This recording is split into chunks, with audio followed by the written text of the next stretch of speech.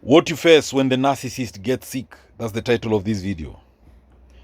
Many people think sickness makes a person softer, kinder, and more loving. Sometimes this is true, but when a narcissist gets sick, life can become more stressful and emotionally painful for the people around them. A narcissist often wants attention, praise, control, and sympathy. When sickness enters their life, these behaviors may become stronger. Family members may feel trapped, exhausted, guilty, or emotionally drained. There's an old proverb that says, a drowning man will clutch at a straw. When the narcissist feels weak or afraid, they may hold tightly to the people around them and demand more attention, care, and emotional energy. This does not mean every sick narcissist is evil. Sickness is difficult for everyone. But many caregivers discover that illness does not magically change a narcissist into a caring and understanding person. So this video explains what you may face when the narcissist gets sick. It uses stories to help you understand these difficult experiences. Now, everything becomes about them when the narcissist gets sick. When a narcissist becomes sick, the whole house may begin to revolve around them. Their pain becomes the center of every conversation. Their needs become more important than everyone else's needs. There's this proverb that says, the squeaky wheel gets the oil. The narcissist may complain loudly, demand immediate attention, or act as if nobody suffers as much as they do. Sarah's husband had a health problem. At first, she felt sorry for him. She cooked for him, cleaned the house, and drove him to every doctor appointment. But slowly things changed. Her husband began saying, "You do not care about me. Why are you talking to your friends instead of helping me? You only think about yourself." Even when Sarah became tired and sick herself, he still expected all her attention. One night she cried quietly in the bathroom because she felt invisible. The illness had become the center of the house. So, what you may feel guilty for resting, afraid of making mistakes, emotionally tired, lonely inside your own home, angry but unable to speak. There is another proverb that says, you cannot pour from an empty cup. If you keep giving without rest, your own health may suffer. Again, sickness can become a tool for control. Some narcissists use sickness to control people emotionally. Not every pain is fake. Not every symptom is a lie. But sometimes the illness becomes a weapon. They may say, if you loved me, you would stay home. Nobody cares whether I live or die. Good people do not abandon sick people. After all I suffer, this is how you treat me. Now, these words create guilt and fear. David wanted to spend one afternoon with friends after months of stress. Suddenly, his narcissistic mother said, "My chest hurts. I feel weak. What if something happens to me while you are gone?" David cancelled his plans. Later that evening, she seemed perfectly fine. Now, this happened many times. Later that evening, she seemed perfectly fine. This happened many times. Now, slowly, David stopped seeing friends and family. A chain is only as strong as its weakest link. So the narcissist may use your kindness as the weak link to control you. So when the narcissist gets sick, there'll be endless need for attention. Many narcissists hate being ignored. When they become sick, they may demand constant attention. A small cold becomes a huge emergency. A simple doctor visit becomes a dramatic event. Aunt Linda had a minor illness, but she called family members many times each day. "If nobody visits me, I may die alone." Relatives rushed to help her. But when another family member became sick, Linda showed very little concern. She only talked about herself. Remember, there's this proverb that says, the world does not stop turning for one person. But the narcissist may expect exactly that. So there'll be emotional exhaustion. Caregivers often become emotionally drained. You may feel like a servant, a nurse, a therapist, a punching bag, but rarely a loved one. Now, there'll be increased anger and blame. Illness can make anyone frustrated, but narcissists may become especially angry because sickness damages the image they have of themselves. They hate feeling weak. They hate losing control. Sometimes they release this anger onto the people closest to them. Carlos always saw himself as powerful and important. After becoming sick, he could no longer work the same way. Instead of becoming humble, he became cruel. He shouted at his wife over small things. He insulted nurses. He blamed everyone for his suffering. His wife once said, It feels like the illness removed his mask. There's a proverb that says, pressure reveals what is inside. So, you may begin watching every word carefully. And that is what about you'll be walking on eggshells, in short. You'll fear triggering anger, starting arguments, being insulted, being blamed. Living this way creates emotional stress. The victim story never ends. Some narcissists always see themselves as victims. Illness gives them a new story to tell. They may say, nobody helps me.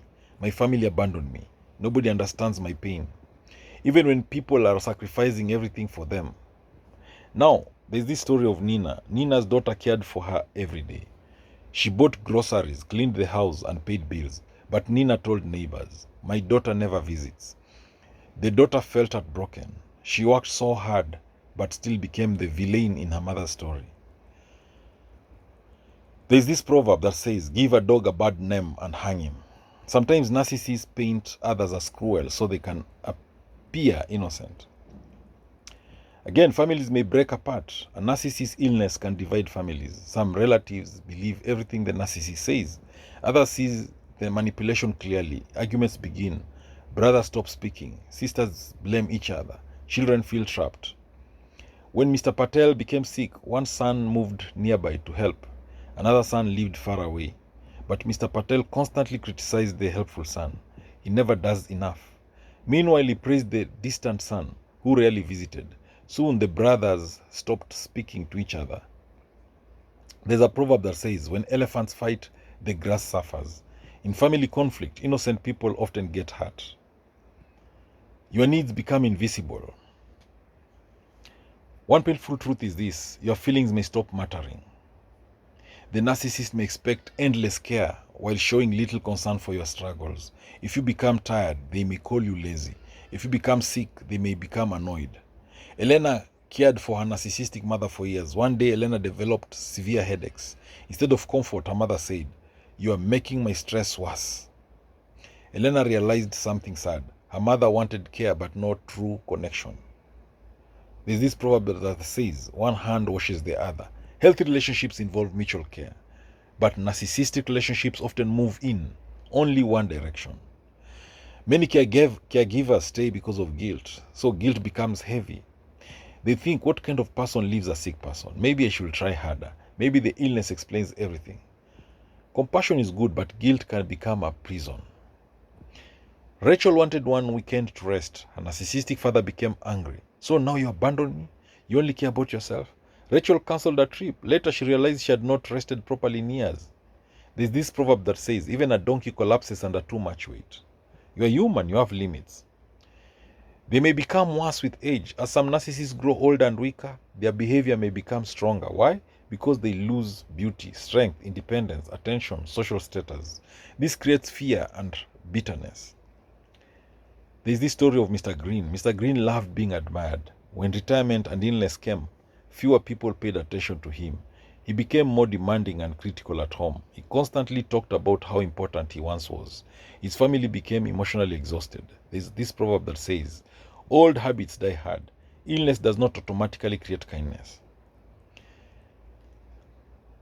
Then there's the issue of protecting yourself. You can still be compassionate without destroying yourself emotionally. This balance is important. Boundaries are healthy limits, so learn them. For example, you can say, I can help today, but I also need rest. I will not stay if you insult me. I cannot answer calls all night. There's this proverb that says, good fences make good neighbors. Boundaries protect your peace. Daniel cared for his narcissistic mother for years. At first, he answered every phone call immediately. Soon he became anxious and depressed. A therapist encouraged him to create boundaries. Daniel started answering calls only during certain hours. His mother became angry at first, but Daniel slowly regained emotional peace. Then there's the issue of healing after emotional damage. Living with a sick narcissist can leave emotional scars. You may experience anxiety, depression, exhaustion, fear of conflict, low self-esteem, constant guilt. And healing takes time. After Hannah's narcissistic husband died, she expected relief. Instead, she felt confused and emotionally empty. She realized she had spent years ignoring her own feelings. Slowly, she rebuilt her life. She joined a support group. She started painting again. She laughed more, For the first time in years, she felt peaceful. There's this proverb that says, after the storm comes the rainbow.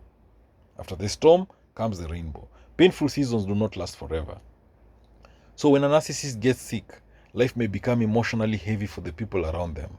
The illness may increase. The illness may increase manipulation, anger, guilt, emotional exhaustion, family conflict, demands for attention. But remember something important. You matter too. Your peace matters. Your health matters. Your emotional safety matters. There's a powerful proverb that says, do not set yourself on fire to keep others warm. Many caregivers lose themselves while trying to rescue someone else. Kindness is built, compassion is valuable, but healthy love also includes wisdom. An old woman carried water every day using 2 clay pots. One pot had a crack and leaked water along the road. The cracked pot felt ashamed, but the woman smiled and said, look at the flowers on your side of the path. Your weakness watered them every day. This story teaches an important lesson. Pain can teach wisdom. Hard seasons can produce strength. Even difficult relationships can help people grow wiser and stronger.